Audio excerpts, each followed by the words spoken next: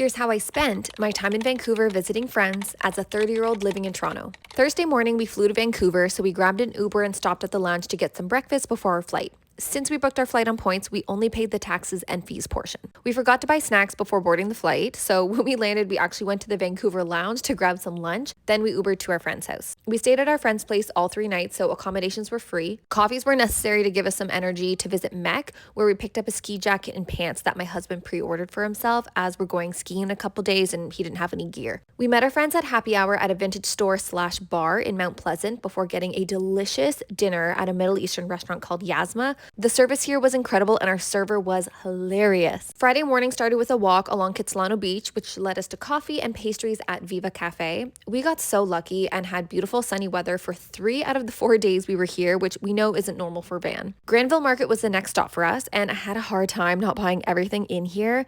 We came to get groceries for dinner, but we might have left with a few sandwiches and pastries as well. An afternoon caffeine break gave us the energy to visit the UBC campus, and apparently they have a nude beach at the bottom of these stairs. We were tempted to strip down, but it was only 12 degrees. So we decided to make up games by throwing rocks instead and kept us occupied longer than it probably should have. We wanted to get something for our gracious host, so we started at the Old Faithful shop, which was dangerous for me because they have beautiful home decor items in there.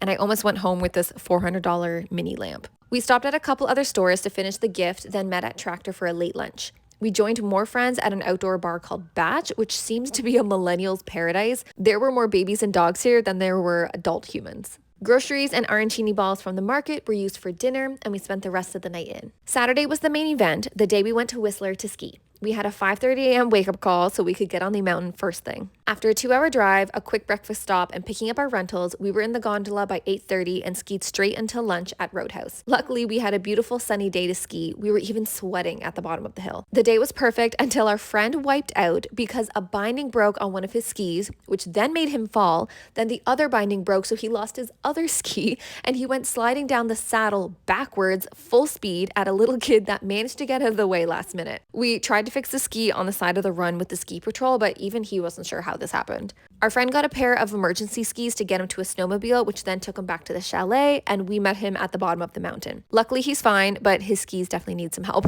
That night, we ordered takeout from this delicious Thai restaurant. Sunday morning, we walked to breakfast at There, where I had a shakshuka and mochi donut, which was surprisingly good. We packed up and headed to the airport after that, and because our friend had to fly to Toronto for work, we actually Ubered together and we took the same flight back home. And here is the total cost for 2 of us to spend 4 days in Vancouver.